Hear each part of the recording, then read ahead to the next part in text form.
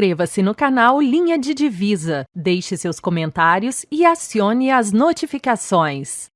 Então, essa ideia de um vitalismo, de uma força da vontade, de uma força do caráter humano, ela é uma ideia originalmente cristã, que vai ser modulada em um tipo de proto-filosofia ou proto-metafísica por Jacob Böhme, depois vai ser reciclada e formalmente constituída como filosofia ali entre o romantismo e o idealismo alemão, período em que Goethe está trabalhando, né? E é fortemente influenciado por toda essa metafísica da vontade e também por uma mística da vontade, porque Goethe, sem religião, ele quer de alguma maneira reciclar, reinterpretar, sintetizar o pensamento recebido culturalmente numa forma privada, como ele mesmo diz na sua autobiografia,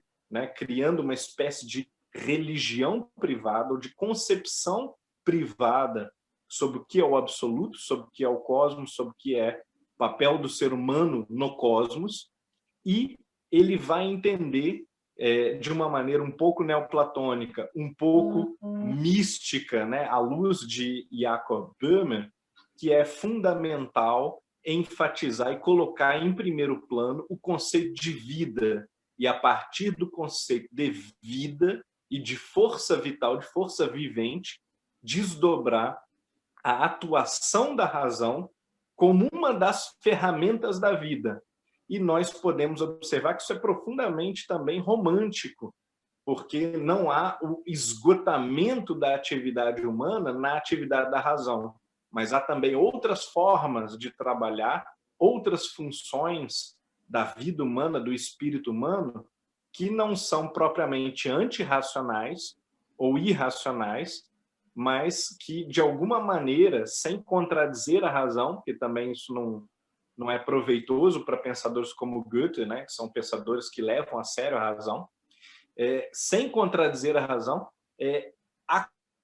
acomodar, trabalhar e até mesmo criar espaços alternativos para temas alternativos que não aqueles bem escrutinados, bem devassados, né, pela forma racional de discurso. Humberto, você fala em teodiceia. Qual que é o conceito de teodiceia? A teodiceia nada mais é do que a criação do contexto, né? Não é exatamente a criação do mundo, é a criação do contexto em que Deus dá para nós os referenciais do que seria o sentido da vida humana em face do mal, principalmente, né? A teodiceia ela se preocupa fundamentalmente em explicar a origem do mal. Então, não é apenas também a noção de uma criação do mundo por parte de Deus, mas é principalmente a noção da criação de um mundo humano ou de um mundo moral por parte de Deus. E a preocupação central da teodiceia é conciliar a noção, pelo menos de uma teodiceia cristã, é claro, mas que é a forma dominante, né, de teodiceia no pensamento humano, conciliar a noção de um Deus bom e justo com a noção de que o mal é factual. O mal está aí, nós percebemos o mal. É por isso que você foi buscar na metafísica, então? Você trata especificamente da metafísica e da teodiceia dentro do primeiro capítulo. É por isso que você foi buscar na metafísica?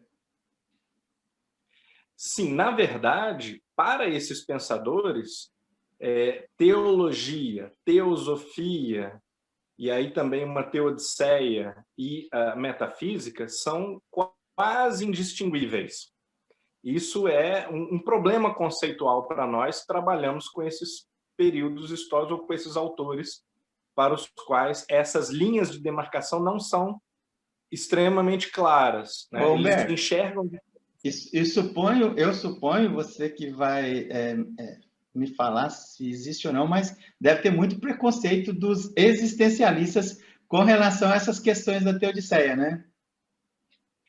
Sim, por um lado há, principalmente com relação às teodiceias mais explicitamente cristãs e mais otimistas, como a de Leibniz, por exemplo, talvez a mais famosa e a mais criticada também, desde Voltaire, no seu Cândido, ridicularizada por apresentar uma visão hiperotimista do mundo como sendo criado por algo, um agente sábio, bom e justo, e que, portanto, por conclusão lógica, deveria ser o mundo perfeito. E Leibniz afirma isso categoricamente. Este mundo ele é perfeito. Ele é o melhor mundo possível, né? Não no sentido de não conter imperfeições ou de não conter maldade, mas ele é o melhor possível no sentido em que agentes livres, que é o que Deus quer, né? Filhos, né? vai propor Leibniz, têm de ser livres. E se eles podem escolher entre o bem e o mal, é uma consequência necessária da liberdade que alguns vão escolher o mal, alguns vão factualmente cometer atos malignos, né? Ou se empenhar até no mal. E, portanto, a conclusão de Leibniz não era tão ingênua também, mas foi muito mal recebida. Humberto, e o voluntarismo do Jacob? Como é que foi a transposição para o Goethe? Pois é, Goethe era um grande admirador dos místicos. Isso é muito interessante porque diversos autores alemães, como também Schopenhauer, como Nietzsche, não são cristãos, não têm interesse no todo da filosofia cristã ou da doutrina cristã, e não obstante, compram, flertam ou têm uma certa simpatia para com aquelas propostas místicas cristãs, particularmente luteranas, né, que vão, de alguma maneira, reconhecer um estado de constrangimento da alma diante da realidade. Um estado abismal. Você viu isso claramente no Nietzsche? Bom, não tão claramente quanto em Schopenhauer, por exemplo, né? Porque Schopenhauer cita abundantemente autores místicos, como Schwenfeld, Weigel, o próprio Böhme. O próprio Goethe é um místico, embora talvez não um místico cristão, mas é um místico, como ele mesmo diz, pagão. Ele gosta de provocativamente, porque na época existia censura, existia perseguição formal do Estado prussiano e de outros estados alemães contra o ateísmo, contra a heresia, e Goethe, sendo sujeito impossível, ele provocativamente ele gostava de se afirmar não cristão ou até mesmo pagão, embora nunca ateu ou materialista.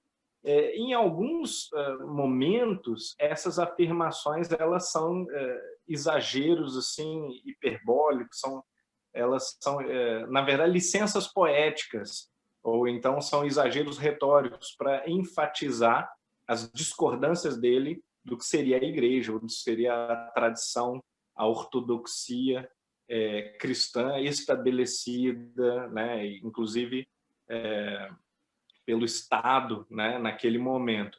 Cristã de Hegel, né? Hegel, que é um grande filósofo da tradição cristã, muito influente, vai, de alguma maneira, também fazer à luz da sua própria filosofia, de uma maneira muito liberal, muito descompromissada com a ideia de agradar partidos ou de agradar uma ortodoxia. Okay. Então, aquele era um momento de lição.